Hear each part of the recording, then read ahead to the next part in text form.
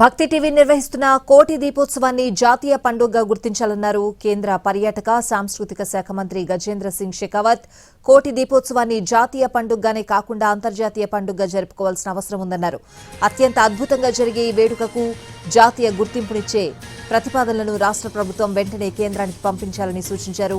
రాష్ట్ర ప్రభుత్వం ప్రతిపాదనలు పంపిన వెంటనే కేంద్రం నుంచి గుర్తింపునకు అవసరమైన చర్యలని తీసుకుంటామని హామీ ఇచ్చారు గజేంద్ర సింగ్ షెకావత్.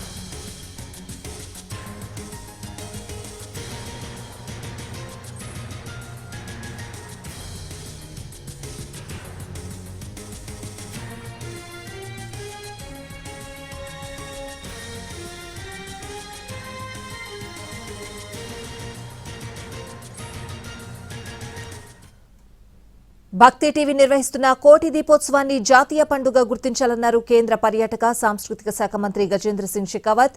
కోటి దీపోత్సవాన్ని జాతీయ పండుగగానే కాకుండా అంతర్జాతీయ పండుగగా జరుపుకోవాల్సిన అవసరం ఉందన్నారు. అత్యంత అద్భుతంగా జరిగే ఈ వేడుకకు జాతీయ గుర్తింపునిచ్చే ప్రతిపాదనలను రాష్ట్ర ప్రభుత్వం వెంటనే కేంద్రానికి పంపించాలని సూచించారు.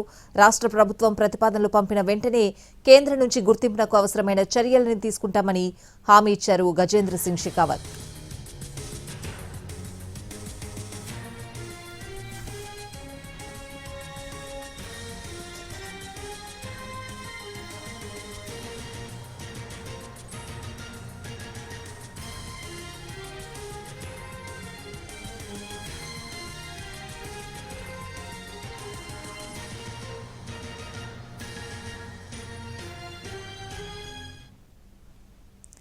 భక్తి టీవీ నిర్వహిస్తున్న కోటి దీపోత్సవాన్ని జాతీయ పండుగ గుర్తించాలన్నారు కేంద్ర పర్యాటక సాంస్కృతిక శాఖ మంత్రి గజేంద్ర సింగ్ షెకావత్. కోటి దీపోత్సవాన్ని జాతీయ పండుగగానే కాకుండా అంతర్జాతీయ పండుగగా జరుపుకోవాల్సిన అవసరం ఉందని అన్నారు ఆయన. అత్యంత అద్భుతంగా జరిగే ఈ వేడుకకు జాతీయ గుర్తింపునిచ్చే ప్రతిపాదనలను రాష్ట్ర ప్రభుత్వం వెంటనే కేంద్రానికి పంపించాలని సూచించారు. రాష్ట్ర ప్రభుత్వం ప్రతిపాదనలు పంపిన వెంటనే కేంద్రం నుంచి గుర్తింపునకు అవసరమైన చర్యలని తీసుకుంటామని హామీ ఇచ్చారు गजेंद्र सिंह शेखावत. फेस्टिवल नहीं बनाने का, इसको नेशनल फेस्टिवल बनाने का, इसको इंटरनेशनल फेस्टिवल बनाने.